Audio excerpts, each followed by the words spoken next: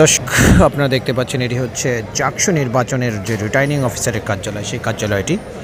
এখান থেকে মূলত হলগুলোর ভোট এখানে নিয়ে আসা হয়েছে এবং এখান থেকে সমস্ত ভোটগুলো গণনা করার পরে সেটির যে মোট ফলাফল সেটা কিন্তু এখান থেকে জানানোর প্রক্রিয়া গতকালকে থেকে চালু হয়েছে। আমরা জানি যে আজকে একজন দায়িত্বরত শিক্ষক পরলোক গমন করেছেন এবং তারপরে কিন্তু অনেক কিছু আসলে স্তম্ভিত ছিল। আমরা জানি যে কিছুক্ষণ আগে কিন্তু সব কিছু আবার আস্তে আস্তে শুরু হয়েছে।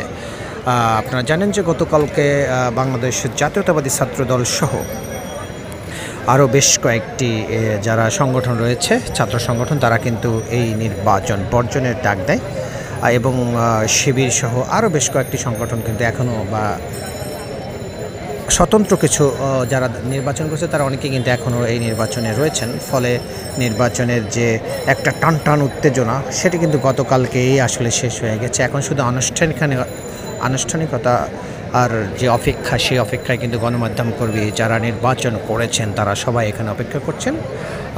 গোটা ক্যাম্পাসের আইন শৃঙ্খলা পরিস্থিতি খুবই ভালো। 1500-র অধিক পুলিশ মোতায়েন রয়েছে।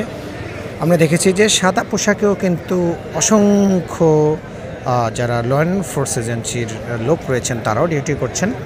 আজকে রাত 10টার মধ্যে নির্বাচনের ফলাফল ঘোষণার যে একটা কথা ছিল সেটা আদৌ কতটা সম্ভব হবে সেটা আসলে বোঝা যাচ্ছে না। আমরা কিন্তু সেই অপেক্ষায় সাংবাদিকরা এখানে এখনও দাঁড়িয়ে আছি। সর্বশেষ আপডেট পাওয়ার জন্য আপনারা আমাদের সাথে যুক্ত থাকতে পারেন।